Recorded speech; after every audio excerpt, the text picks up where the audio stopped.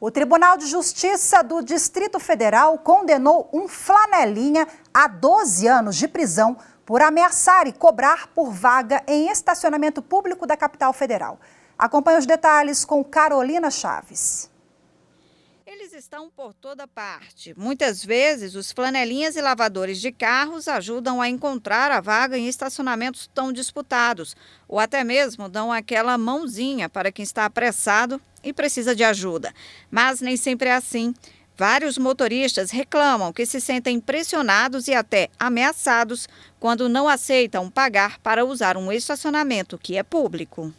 Eles ficam intimidando, falando que se a gente não pagar, é assim, de um tom de ameaça, né? Às vezes, no desespero, a gente paga para lavar, para poder ter essa vaga, né? A minha filha que sempre reclama, né? Quando tem algum lugar, ela se sente meio que ameaçada. Inclusive, uma vez, ela chegou, os pneus dela, o pneu estava furado. Ameaças, constrangimentos e coação feitos por flanelinhas são comuns, mas um caso específico que ocorreu neste estacionamento aqui no Distrito Federal chegou à Justiça, que condenou o guardador de carro a 12 anos de prisão no regime fechado por extorsão. A vítima foi uma mulher que costumava estacionar o carro neste local público próximo ao trabalho. Ela passou a ser ameaçada e teve o carro danificado porque se recusou a pagar pela vaga ou contratar o serviço de lavagem do carro. Foram tantos ataques que a mulher passou a usar ônibus para trabalhar.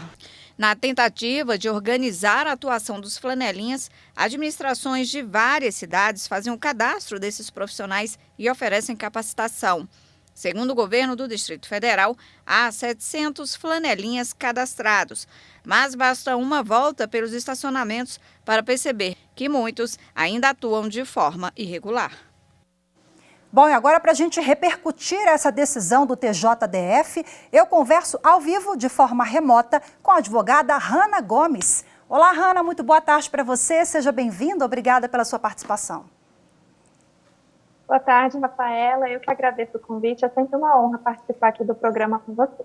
Prazer é todo nosso. Bom, Hanna, a decisão do TJ, ela impõe ali uma pena de 12 anos de prisão a um flanelinha aqui do DF, né? Então, em princípio, a gente até conversava nos bastidores, eu achei essa pena um pouco alta, mas você me explicou que nesse caso concreto era um criminoso travestido de flanelinha. Né? Claro que a gente sabe que tem muito flanelinha íntegro, trabalhadores, né, que atuam direitinho e tal, mas nesse caso tem essa peculiaridade, né?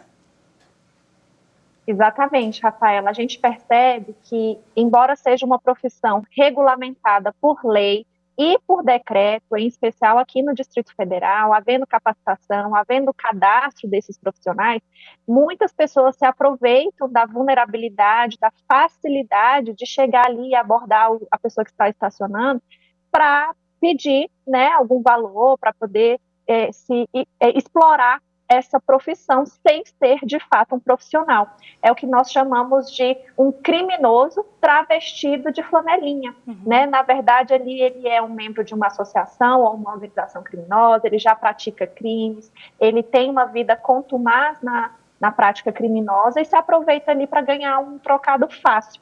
Muitas vezes são usuários de drogas, muitas vezes querem só o trocado para aquele cigarro, para aquele chumaço de droga, e ali buscam esse acesso fácil ao dinheiro. Mas não podemos generalizar e entender que são todos os flanelinhas. Como eu disse, é uma regulamentação, é uma lei que regula essa profissão, há uma lei que regula essa profissão, e, portanto, uma profissão lícita, legítima, e que devemos, sim, contribuir enquanto sociedade, mas sim observar se de fato tem o cadastro, se de fato tem ali o colete, aquele colete identificando aquela pessoa, e tomar esses cuidados, né?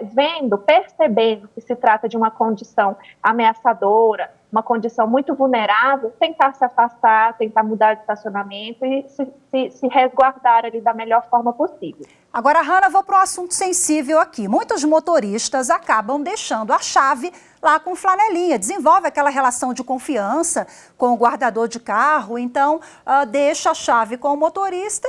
O flanelinha, no caso, pega ali o veículo, a pessoa não sabe nem se ele tem habilitação ou não. E se essa pessoa, se esse flanelinha roubar o carro, furtar alguma coisa, esse motorista está sendo conivente de entregar a chave para ele? Como é que fica essa relação?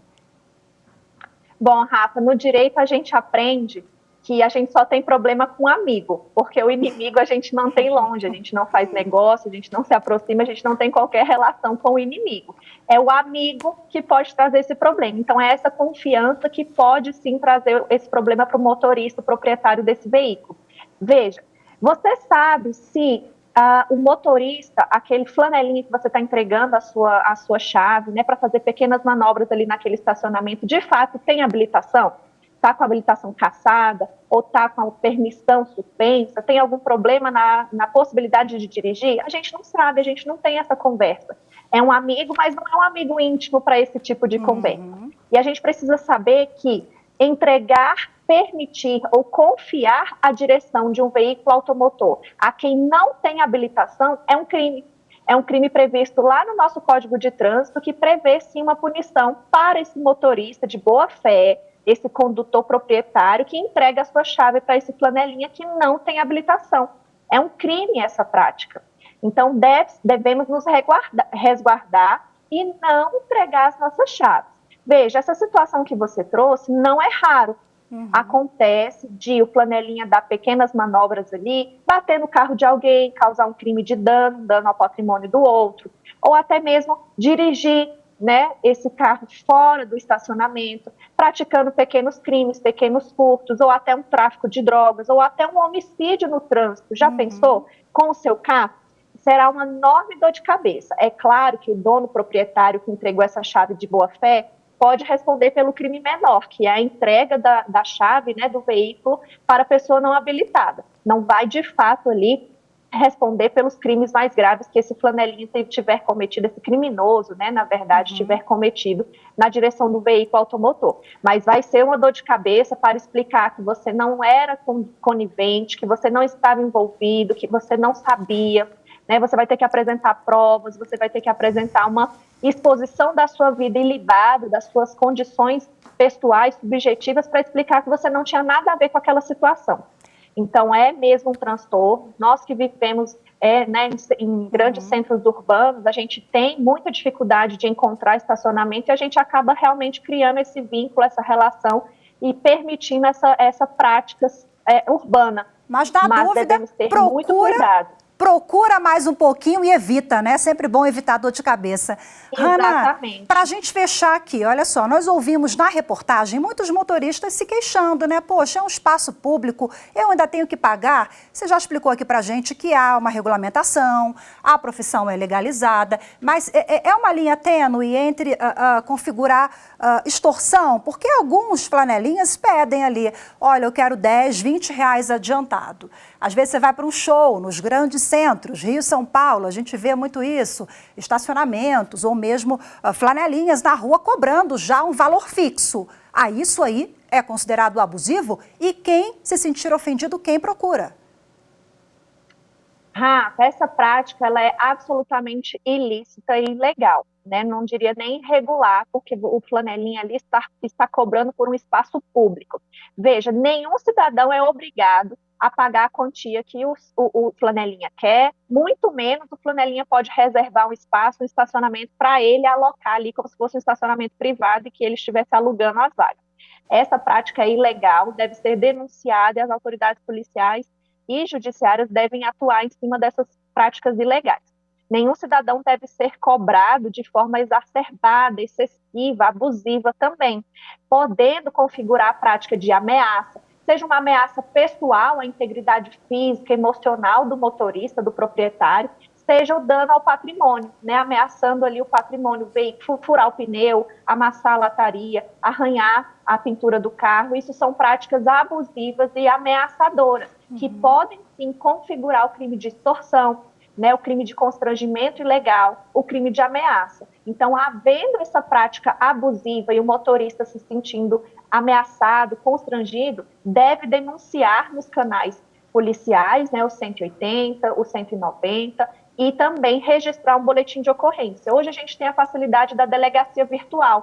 Esses crimes, essas condutas podem ser denunciadas também na delegacia virtual. Hanna Gomes, muito obrigada, informações preciosas, muito obrigada pela sua participação, pela sua entrevista, viu? Um prazer conversar contigo de novo, boa tarde. Boa tarde, eu que agradeço o convite.